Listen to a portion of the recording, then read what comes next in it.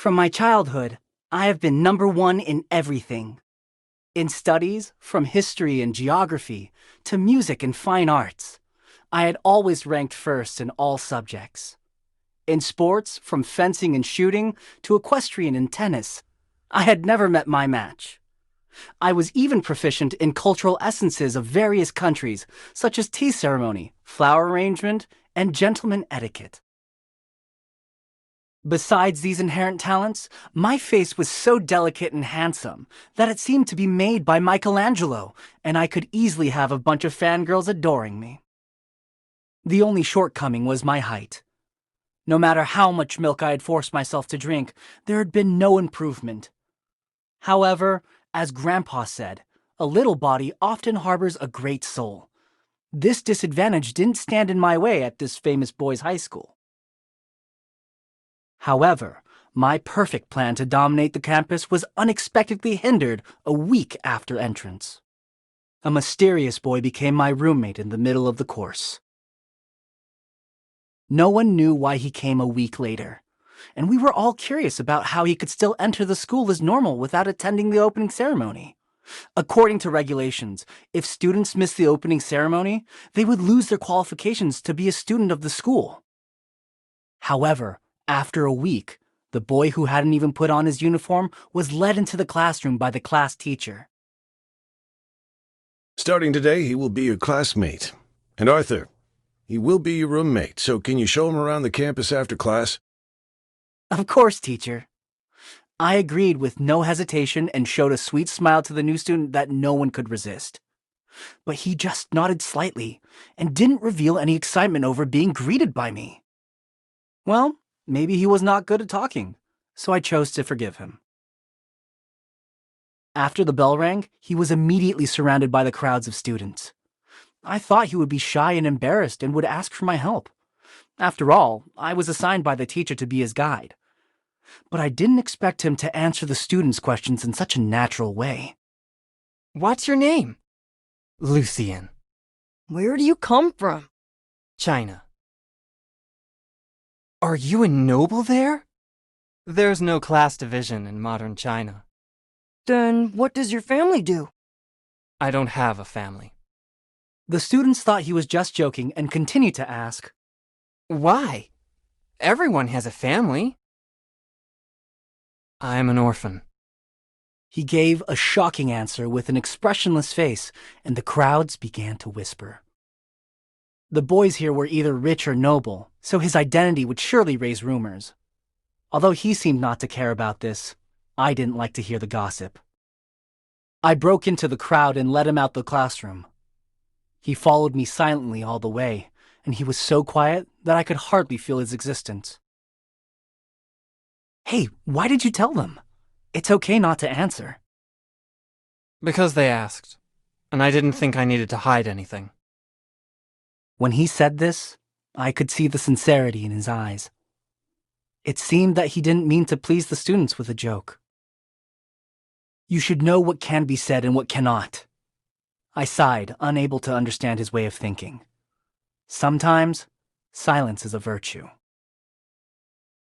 But honesty is also one. He looked genial and elegant, but he made his utmost efforts to fight for his point of view at such a time. I thought I probably couldn't get along with him.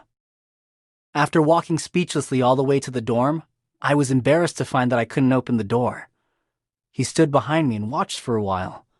Finally, he reached for the keychain in my hand. You are using the wrong key. His hands were slightly larger than mine, and his fingers were long and strong, like the hands of an excellent pianist. I looked up at him slightly and realized he was taller than I was. Done. He walked straight into the room after returning the key to me. When he realized that I was still standing there, he turned to me and asked, Why are you staring at me? Is there anything on my face? No. I awkwardly looked away and changed the topic. I just didn't notice you were so tall. My height is average.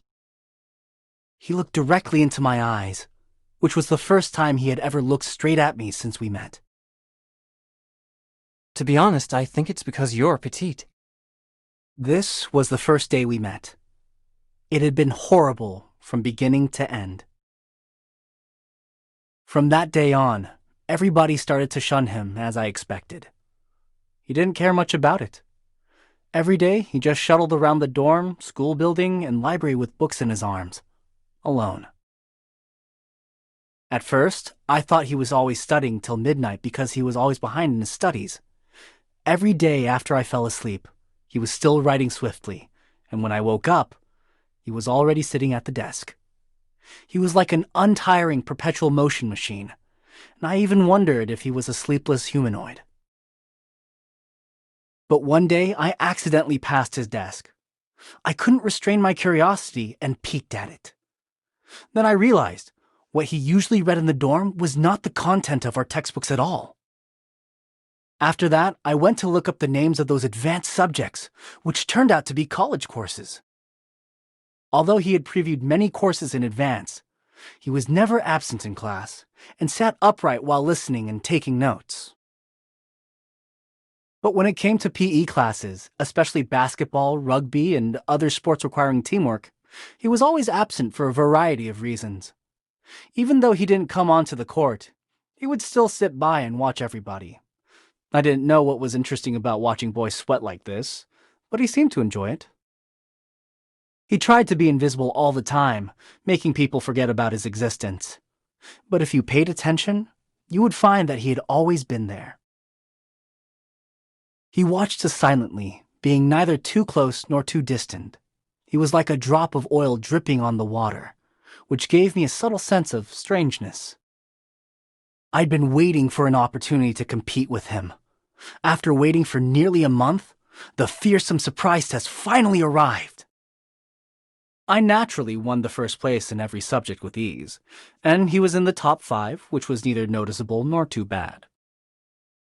To be honest, I was a little disappointed. I thought he should be able to surpass me in 1 or 2 subjects. After all, he had already previewed senior courses himself. But in the end, it turned out that he was not as mysterious and intelligent as he seemed to be, but was just a little too anxious to learn. After that, I stopped paying attention to him until I met him in the elective tea ceremony. The elective had high credits, but not everyone could choose it, because it wasn't the student who chose the teacher, but the teacher who chose the students. To obtain the qualification to attend, we had to take many tests. But the teacher, known for his strictness, praised Lucien in class so that all the students remembered his name that first day. This completely ignited my curiosity and competitiveness. I hardly listened to the teacher in that class. After class, I rushed out of the classroom and blocked him in the corridor. "Lucien, compete with me!" No. He bypassed me without lifting his eyes. The crowd began to talk, occasionally with a few sneers. My face was burning. I couldn't help but call after him in anger. "Does Mr. William think so highly of you just because of your gloomy face?" As soon as the words came out, the crowd started buzzing. At last, he stopped his steady footsteps and turned around. Although he was calm and poker-faced, I could obviously feel a strong sense of oppression. I'll give you a reason.